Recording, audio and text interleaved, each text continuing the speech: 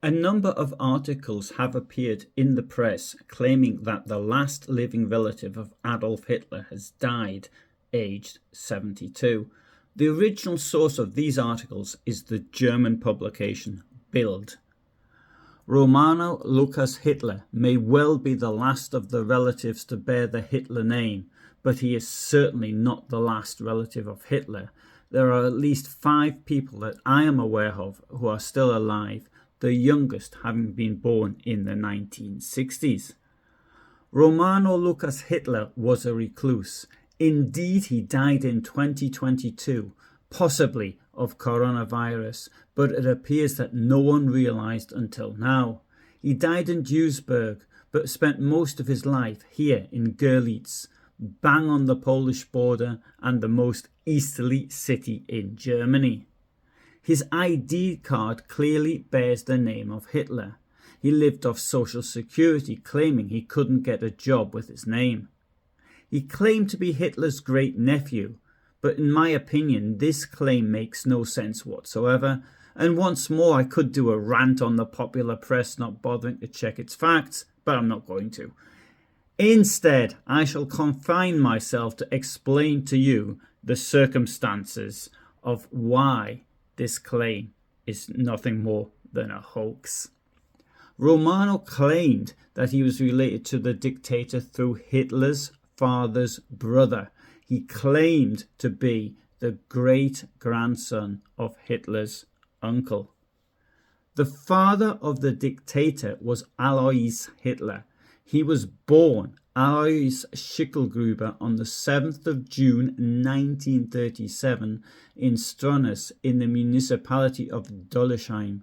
Stronach no longer exists, but if you take the Austrian Route 38 north of Ottenstein, which you can see in this video, you will pass through where the village used to be. The village, located south of the Allensteig military training area, consisted of 39 houses in 1938. According to the Austrian address book of that year, 2 innkeepers, a general store owner, a blacksmith, a shoemaker, 2 wheelwrights and several farmers lived in Stronach. When the military training area was expanded, the village was destroyed.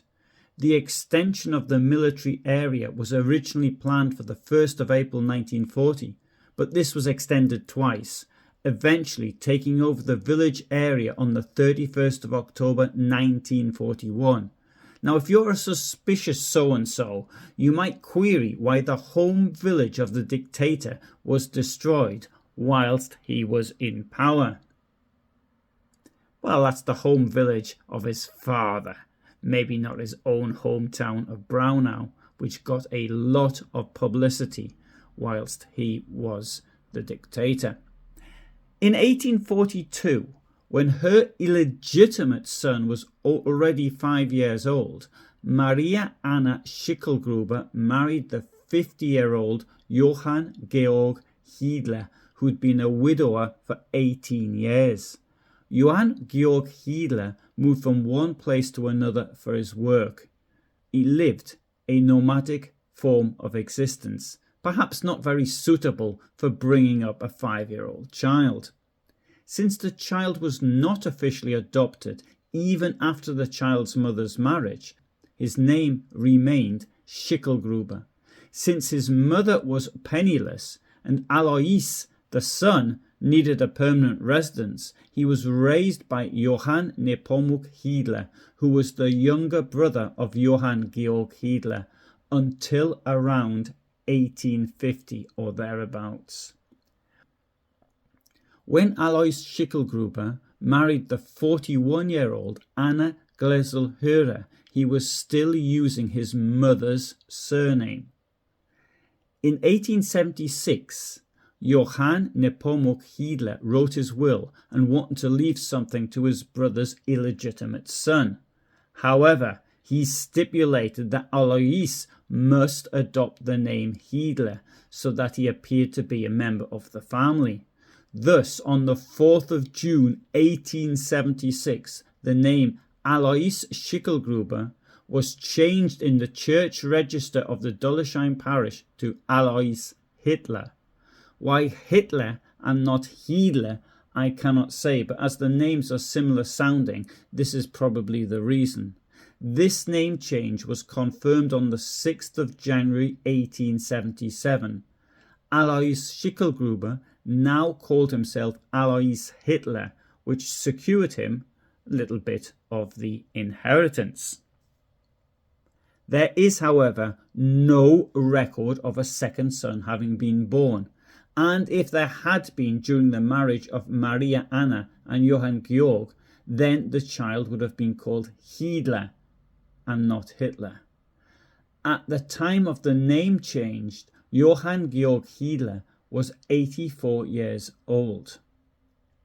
I think we can assume that no further offspring were born, as an investigation into Hitler's background was carried out in the early 1930s, according to a statement made by Hans Frank at the Nuremberg trial. However, it would seem that Hitler was ashamed of his family in Upper Austria, some members of whom were mentally challenged. According to his identity card, Roman was born the 6th of September 1950 in Sorau in Poland, which is called Żary in Polish. He had previously claimed to Bild that he was born in Wismar in East Germany. Romano said his family ended up in Czechoslovakia for unclear reasons, leaving him in Poland living with foster parents until he was 18. His parents then moved to Austria without him. From Poland, Romano ended up in Goerlitz in East Germany. I think this part of his story doesn't make any sense, so don't ask me to explain it.